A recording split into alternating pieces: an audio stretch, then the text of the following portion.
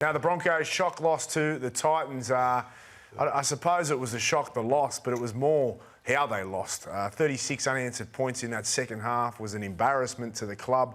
The bumbling Broncos, they're calling them at the moment, it is a shock. Playing for their lives, survival, trying to be undefeated all the way and try and make the finals, and their little brother, they used to be called, gave them a hiding. What's going on with the Broncos?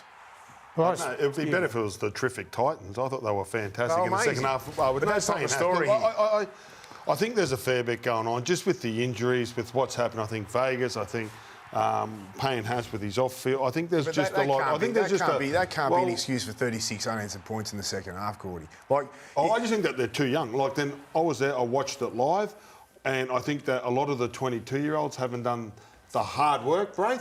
Seriously? And you need leadership, and you need the old bloke there to pull you along and, you know, give you a little bit of a chip. And it actually looked like a really young side out there in the second half. That's, to me, just watching it. I spoke to they look like they were off the pace. Yeah, I spoke to the CEO, Dave Donaghy, today, and asked him to put to bed rumours that Adam Reynolds' captaincy might be in doubt and Kevin Walters' future. And he insisted on both of them that they'll be in their same roles next year. What was interesting, he said there'll be a full review, which they do at the end of every year, but it will particularly focus on the way they post-grand final last year and, you know, the adulation we've spoken about before, and the fact that a few of the boys weren't used to, you know, coping with all the pats on the back and... Oh, there's no doubt. Like those Bulldog scenes, you said grand final, they get like 1,000 people to a training session, right? And that was reserved for semi-finals, finals, or like really big games. So yeah, they do get it. Do they walk around like rock stars? I don't see it. Like every time I see them, they stop. You know, like they don't walk around that's like... to you, Gordy. That's to you. And you're other kids, like, they didn't know that I was there some days. Like when I just go to sit and watch and, you know, see what happens. But yeah, of course, I think... And I said it on the show, the more someone pats you on the back, the softer you get. Right? When I come into the game and I was 20, I was working on the Hurstville Council on a whippersnipper, so I was getting shit put on me, right? You can understand the perception because they're very confident, these kids. Like we're all in Sydney. Who isn't?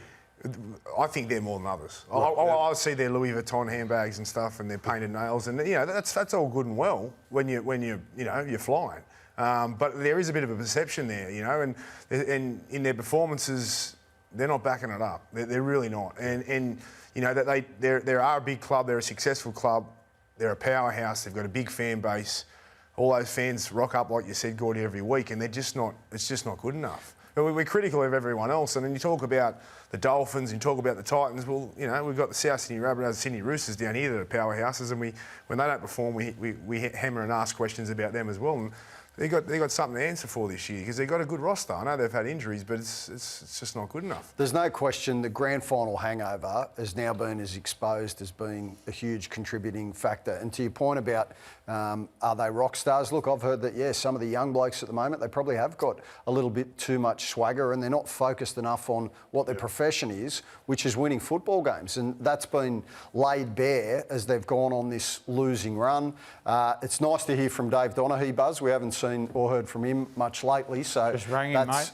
That's refreshing. Just rang him and he picked up. No, well, that's refreshing that he's... I haven't seen him in front of the cameras or anything, but that's refreshing that he's back Kevy and that they're going to support Kev. There will be some changes to their coaching staff next season. So Ben Teo will come in. I think in all likelihood Trent Barrett also goes there. But you go to that game on the weekend and that ball that Reece Walsh threw to Corey Oates, here's this blow up here on the field.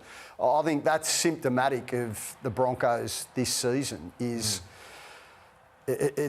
been a write-off this year. I don't think Reece has got any right to talk to a bloke who's been around as long as Corey Oates, as much as it's frustrating. I just think it's a bad look. Why is that? Oh, because Corey's been around for so long and, you know... Let me tell you something. The first ever game Carmichael Hunt played, he was 17, a school kid. He bossed us around. He told Shane Webke to move his whatever over there. So, mate, you want them to talk, you want... like, not verbally abused players, mate. But sometimes on the spot's great. Do you know what? We always bag them when they walk off and they smile after a loss and they go and they talk to their teammates. Reece himself has been playing Reece himself has been playing way below his best. Absolutely. And we talked about Crichton being number 2 player in the game behind Cleary. Last year, Reece Walsh was. And he's dropped out, in my view, of the top 10. He hasn't backed it up from the grand final.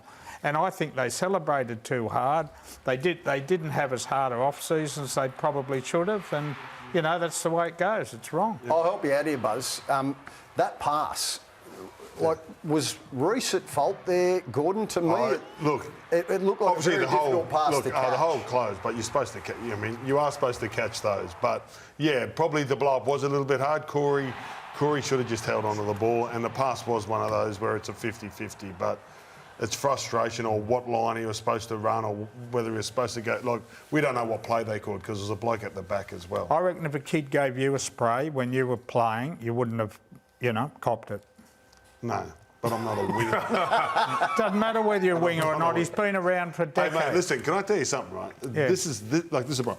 Alan Langer used to tell you to get off the field. Alan Langer would say, get him off. I know which one's worse, right?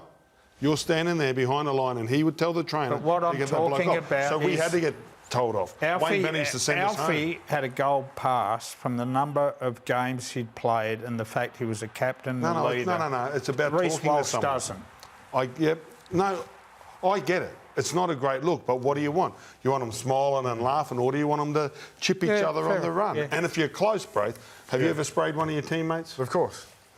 Of course I have. Yeah, it happens. It just does happens, happen. But it's... He sprays his teammates here, shouldn't he? There you go, Buzzy. You know it. Now, what about Desi and the rising of the Titans? The Titans, and you mentioned at the start there, Gordy, like, we have focused here on the Broncos for good reason, but the Titans, Desi's gone in there and he's sacrificed a lot. He's taken a few steps backwards like most great coaches do because he needs to make significant change, which is what you need to do when you get to a club in a lot of ways, not just players, but in terms of where you want this team, this club to be, the visions that you have. And Desi took a few steps back and we all doubted it at the start of the year, and now he's absolutely got them flying. What a turnaround it's been. Well, maybe it must have been a bigger job than what he first thought when he got there. No AJ Brimson for a lot of the year and no Tino. So there's two experienced players, but I reckon the last 8 weeks of footy, they're starting to get it. They're getting into a grind. And the Titans, dare I say it, you haven't been able to say it for a long time, but they got some resilience in them. Yeah. Like they got some fight and they're not going away.